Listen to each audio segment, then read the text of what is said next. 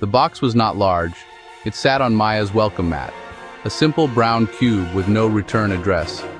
She stared at it, heart pounding. Divorces are supposed to be endings, but this felt like a new beginning she didn't want. Her hands trembled as she picked it up. It was light, silent, ominous. Inside, nestled in packing peanuts, was a sleek black smart speaker and a folded note. The handwriting was unmistakably Liam's. The message: "So you're never truly alone." Maya's stomach twisted. She'd moved here to escape him, to start over. The box was a violation, a reminder that he could still reach her. She placed it on the counter, circling it like it might explode. The clean lines of her new kitchen, the sunlight, the quiet, her sanctuary, felt tainted. She tried to ignore it, but her eyes kept returning. The not knowing was worse than whatever was inside. With grim resolve, she slit the tape. The speaker looked harmless, but the note's threat echoed in her mind. Was this a peace offering or another of Liam's games? She wanted to believe she was safe, but the box said otherwise. The past, it seemed, was not done with her. And now, it was sitting on her kitchen counter. Maya's new life was supposed to be quiet, peaceful, a reclamation. She chose every detail of her apartment, savoring the freedom. Her job at the library was calm, her colleagues kind, her past invisible. For the first time in years, she slept through the night. The silence was freedom, not loneliness.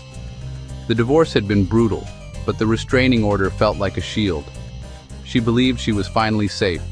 She was learning to trust herself again, planting seeds of hope. The anxiety that haunted her was fading.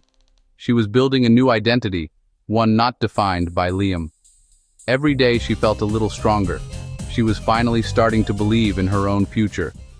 Until the box arrived. The smart speaker sat on her counter, a black monolith in her white kitchen. Liam's note echoed, "So you're never truly alone." It was a classic Liam move, kindness laced with control. He'd always called her a Luddite, made her feel small. The gift was a way to insert himself back into her life. She considered throwing it away but hesitated. Was it a peace offering or another trap? She set it up, following the simple instructions. Oddly, it connected to her Wi-Fi instantly, no password needed. She dismissed it, trying to relax as music filled the room. For a moment, she let herself believe it was just a speaker. It blended in with her books and plants, looking harmless. That evening, the apartment felt less empty. Maybe she thought she'd overreacted. Maybe Liam was capable of a decent act.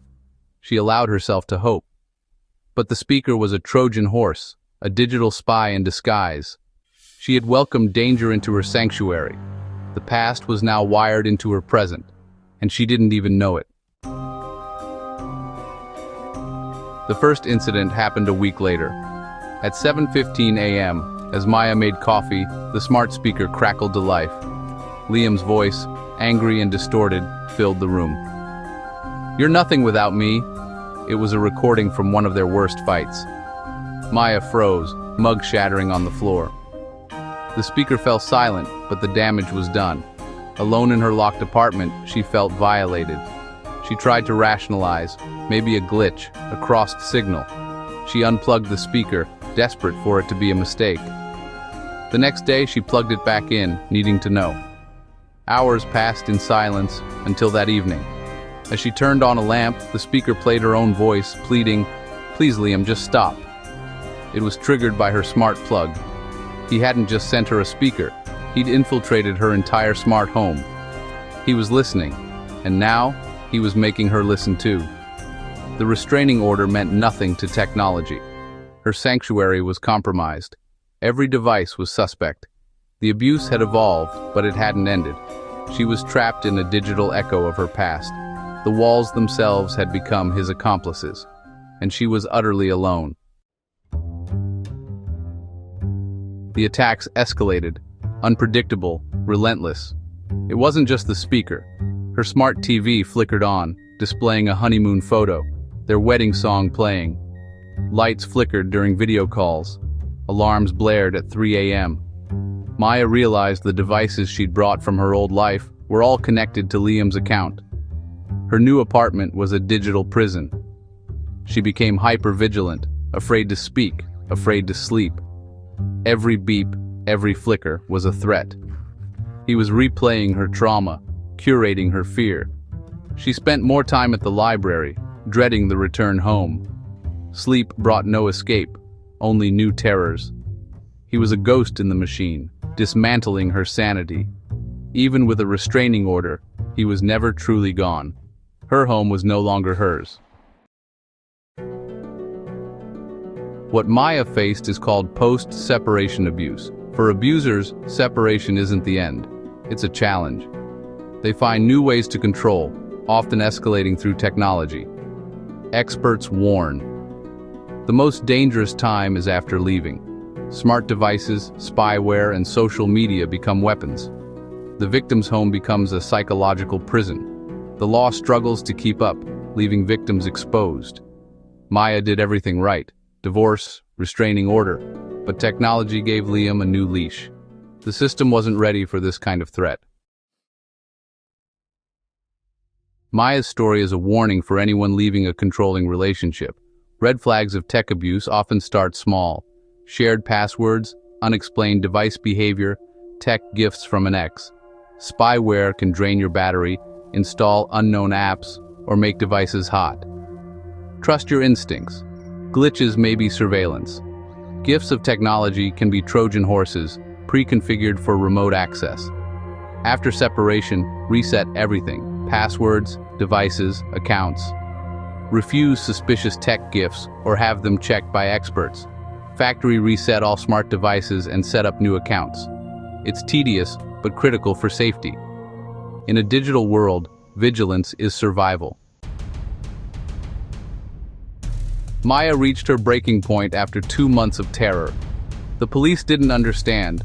No physical evidence, no violation. She boxed up every smart device, ready to reclaim her home. For a moment, she felt calm. Then, her TV lit up. A live video feed of her apartment building, filmed from a car outside. Her blood ran cold. He was there. His voice came through, live. "Did you really think you could just throw me away, Maya?" She saw his car door open on the screen. That night ended in tragedy, another life lost to post-separation violence. Maya had done everything right, but technology let her abuser close the distance. The law and the system failed her. Her story became a grim statistic. The final act of control was complete. Maya's death was a wake-up call for law enforcement, the legal system, and tech companies. Police began training to recognize tech-facilitated abuse. Tech companies added alerts for suspicious access and partnered with domestic violence groups. Laws evolved to include electronic harassment as domestic violence. Maya's case became a textbook example of how old systems failed new threats. The lesson, digital literacy, is survival. Change passwords, reset devices, beware of tech gifts. Trust your instincts. Vigilance is not paranoia. Seek help from organizations specializing in tech abuse. Your safety depends on securing both your physical and digital life. In today's world, protection means being safe online and off.